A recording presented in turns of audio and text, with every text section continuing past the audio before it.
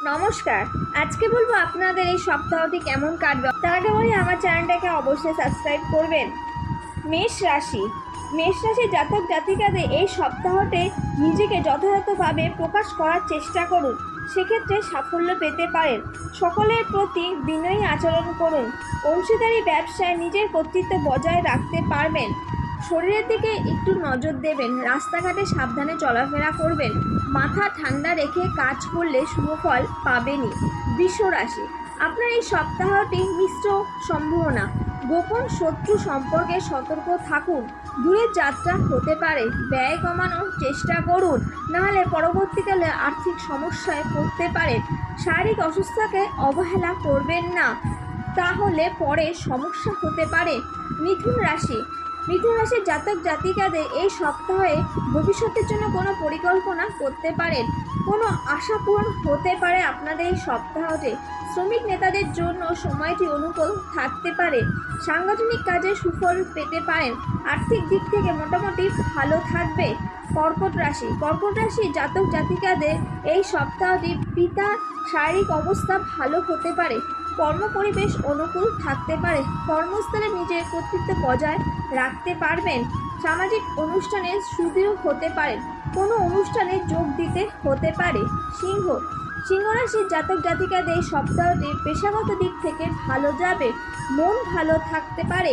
জ্ঞান বৃদ্ধি পাবে। ভ্রমণের সুযোগ পেতে পারেন। আপনার কর্মক্ষেত্রে সুনাম বৃদ্ধি হবে। হঠাৎ অর্থনৈতিক দিক থেকে আপনি কোনো জায়গা থেকে প্রাপ্তি ঘটতে পারে। কন্যা রাশির জাতক জাতিকাদের সপ্তাহটি মিশ্র সম্ভাবনা। ব্যবসায়িক দিক থেকে ভালো নাও হতে পারে। বিক্রয় বাণিজ্য ক্ষতি হতে পারে, বুঝে চলবেন এবং কোনো অভিজ্ঞ ব্যক্তির পারলে পরামর্শ নিন।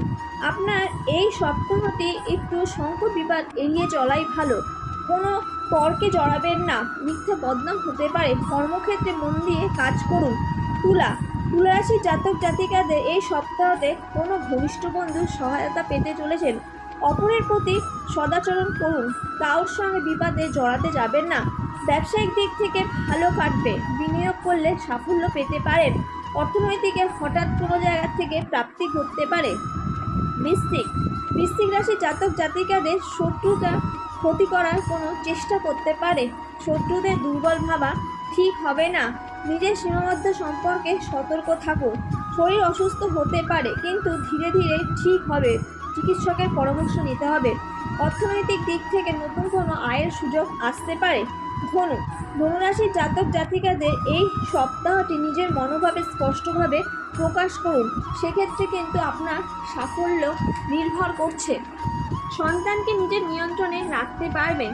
ধর্মীয় কাজে আনন্দ পাবেন। পড়াশোনার প্রতি মনোযোগী হওয়ার চেষ্টা করুন। মকর রাশির জাতক জাতিকাদের সপ্তাহটি মায়ের স্বাস্থ্য ভালো যাবে, তাই মন ভালো থাকবে। কোনো প্রত্যাশা পূরণ হতে পারে। আত্মীয়দের সঙ্গে সম্পর্ক বজায় রাখার চেষ্টা করুন। জ্ঞান বৃদ্ধি পাবেন নানা বিষয়। কর্মক্ষেত্রে পরিবেশ আপনার মনের মতো হবে।